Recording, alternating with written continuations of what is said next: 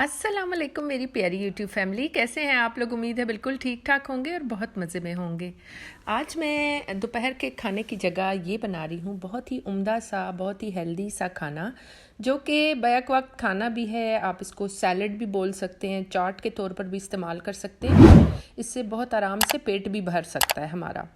और दूसरी बात ये कि मतलब ऑयल और ये इजाफ़ी जो है तो उससे भी, फ़ैट से भी ये बिल्कुल ही इसमें शामिल नहीं है। तो बस इस तरीके से मैं बनाती हूँ और तकरीबन रोज़ाना ही हमारे घर में ये बहुत शौक़ से इस्तेमाल होती है। इसके लिए मैंने सबसे पहले तो छोलों को जो है तो रात भर मैं भिगो देती हूँ और उसके बाद मॉर्निंग में इसको मैं जो है तो कुकर में जो है तकरीबन सीटी आने के बाद तकरीबन 20 मिनट्स या 25 मिनट्स, आप अपनी मर्ज़ी के मुताबिक, मैं 25 मिनट्स देती हूँ। और वो इतने अच्छे से बिल्कुल अंदर तक जो चना होता है वो गल जाता है। और उसके बाद जो है तो इसके अंदर सोडा डालने की भी कोई ज़रूरत नहीं है। बस ये इसी तरीके से बहुत मज़े के बनते हैं। आलू मैंने तकरीबन 2 से 3 उबाल लिए। आधा किलो के करीब छोले थे और ये है मेरे पास इमली पल्प।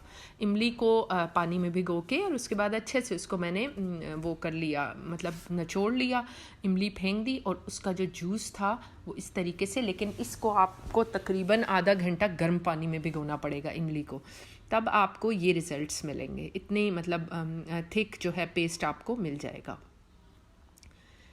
अब इसमें मैं ज़्यादा इंग्रेडिएंट्स ऐड नहीं करती, बस सिर्फ मैं इसमें नमक, वो भी बहुत कम, 1 चम्मच से भी थोड़ा सा कम, मतलब 1 टीस्पून से भी ज़रा सा कम मैं ऐड करती हूँ। और जब मैं छोले उबालती हूँ ना, तब भी मैं जो है आधा किलो छोलों में आधा चम्मच नमक और आधा चम्मच सुर्ख मिर्च का ऐड कर देती हूँ। उसका ये फ़ायदा होता है कि छोले जो होते हैं ना वो अंदर तक बहुत ही मज़े के स्पाइसी और जूसी बन जाते हैं। और उनके अंदर मसाले अगर आप थोड़े बाद में कम भी डालें तो वो कवर कर लेते हैं, क्योंकि वो उसी जूसेस में बने होते हैं मसालों में। अब मैंने इसमें नमक और सुर्ख मिर्च सिर्फ डाली है 1 टीस्पून से भी ज़रा सा कम। और उसके बाद मैंने इसमें विनेगर ऐड किया है सिर्फ 2 टीस्पून, ज़्यादा नहीं। और वो चूँकि मैं ऐड कर चुकी थी इमली का पल्प, तो बस अब इतने ज़्यादा अज्जा की ज़रूरत ही नहीं है।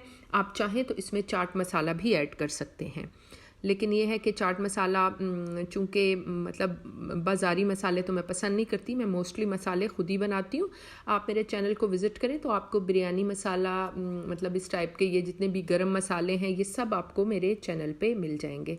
और अगर आप नए हैं तो मेरे चैनल को ज़रूर सब्सक्राइब भी कर लें और जो है वीडियोस पे जो है इनको शेयर भी किया करें और साथ में अच्छे अच्छे कमेंट्स भी दिया करें। मैं पढ़ के बहुत, मुझे मज़ा आता है और मैं बहुत ज़्यादा इंजॉय करती हूँ।